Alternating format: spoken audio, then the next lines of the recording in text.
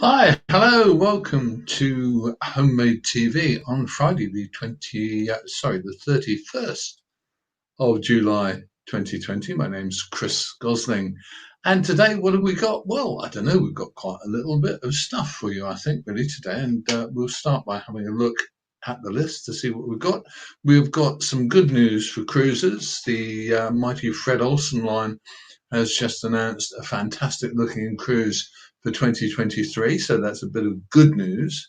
There's also a bit of kind of bad news, really, for us pensioners, which is that tomorrow the BBC TV licence will be payable by everybody, including the over 75s. We'll look at that as well and see where we go on that. I'm just going to get rid of something off another screen. Got too many screens today. And then we're also looking at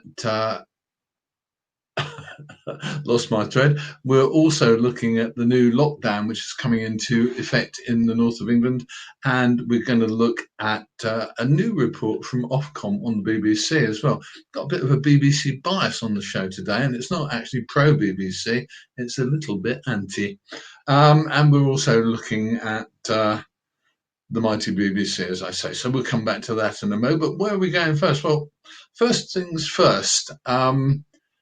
There aren't many organisations really that stand up for pensioners in the UK, and Age UK is the big one that we know about because we all kind of see that wherever we go. Age UK is kind of a national brand, and there is another organisation called the National Pensioners Convention, which campaigns quite a lot on things that matter to pensioners.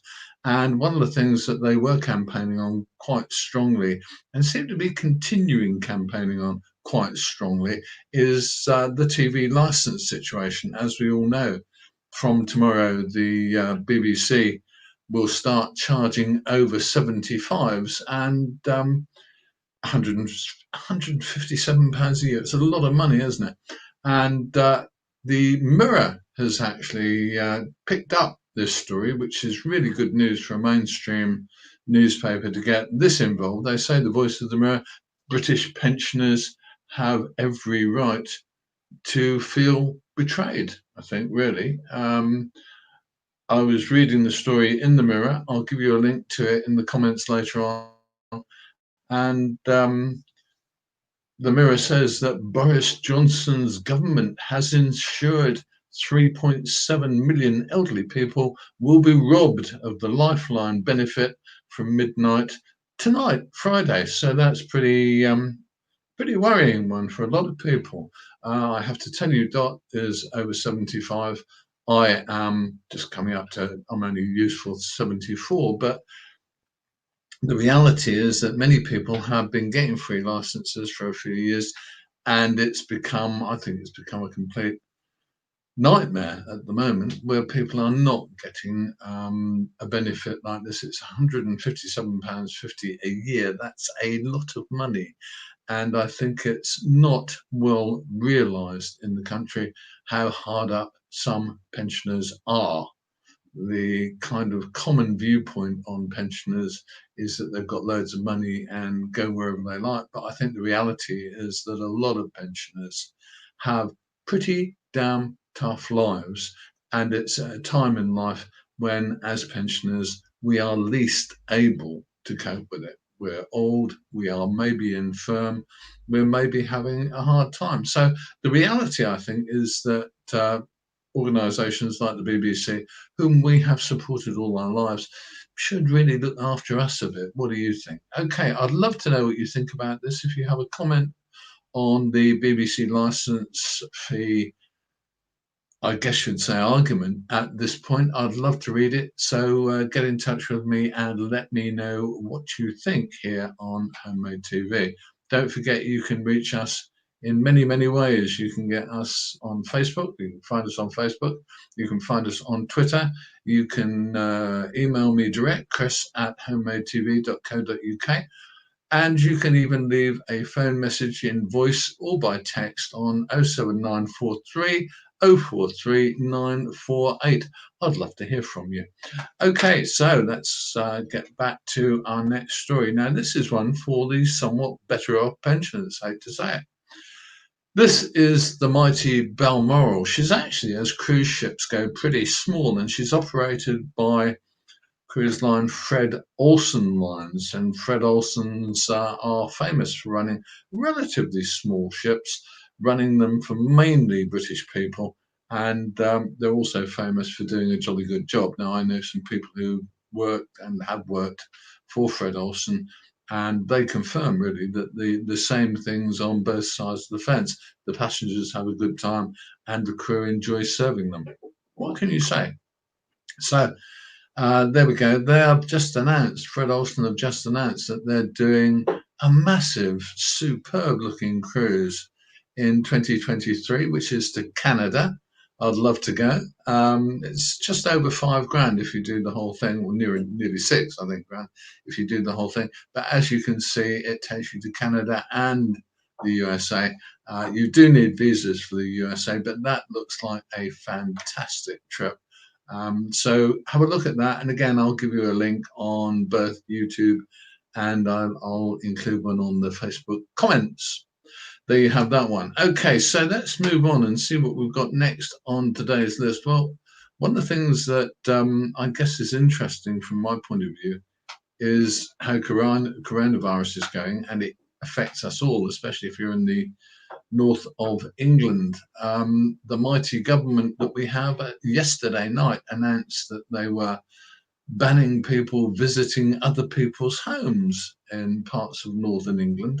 And this looks like a fairly kind of, I guess you'd say, dramatic backward step after the lockdown was released. And I think that's really quite worrying. If you live up there in the north of England, and I think this is possibly going to affect different parts of the country at different times, but if you live up there, you are now banned from visiting other people in their homes. That's going to be hard, I think, especially on a lot of older people, as usual, because the older people kind of suffer. And there is an issue also about things like the services that older people have been using that have been effectively given to them by local charities and local organisations where they've been looking after older people. I'm I rather suspect that those charities and organisations have been able to say, well, gosh, we can have a little rest now. But they're being kind of thrown back in because lockdown hasn't come back in full. But in reality, it's going to get harder. So let's just take a look at the areas in which people are affected. It's Greater Manchester, all those parts of Greater Manchester. People in these areas can only go to pubs, restaurants, and hospitality venues, excuse me, with other members of their household. So they can't actually meet in their own homes, allegedly. In Leicester, which has had a lot of problems, restaurants, cafes, and bars and hairdressers can open from Monday, but leisure centres, gyms, and pools will have to remain closed. That's horrible. In Leicester, they'll also be able to open cinemas and museums, but and they can have religious ceremonies. So that's improving things for people who want to get married or who need to go to church for the good of their souls. Um, let's see. Blackburn is also having a lifting of some restrictions as well, which is good. Okay. Oh no, I'm sorry. Blackburn won't actually get a lift of restrictions on gyms and leisure centres. They'll have to remain closed.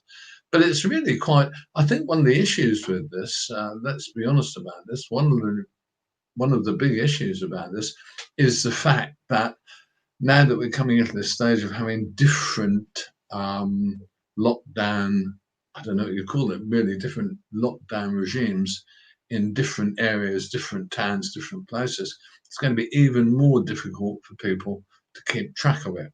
Okay, so let's double check on the contacts again. If you would like to get in touch with me, I'd love to hear from you. You can reach me on Facebook, you can reach me on Twitter, you can leave a message, voice or phone or text rather on our phone, which is 07943 043948, or you can email me, chris@homemadetv.co.uk.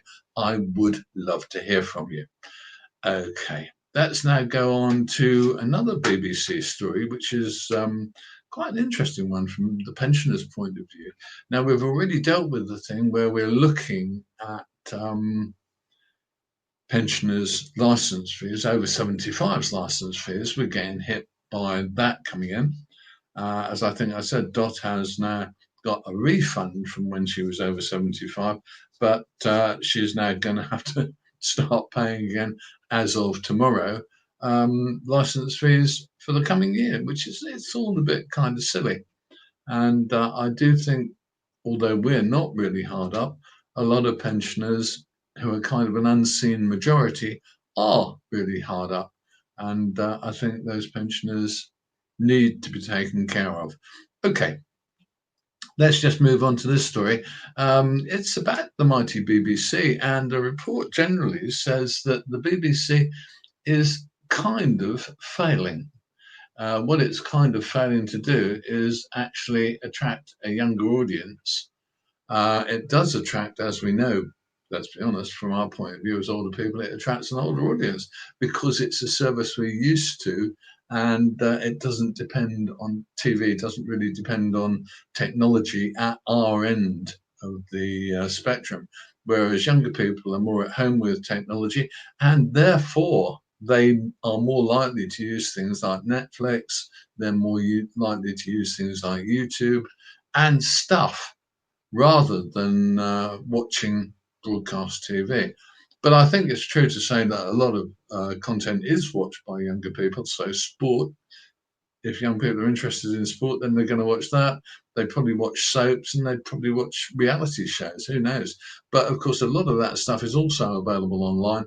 And what's happening, according to this Ofcom report on the BBC, is that the BBC is failing to contact and to engage younger people. It's a really interesting one.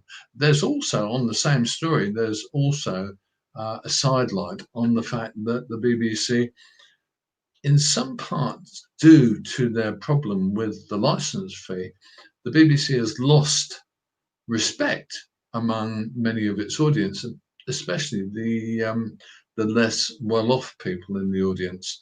The BBC is kind of dragging itself down by behaving in a manner that older, poorer people see as aggressive and hostile to them.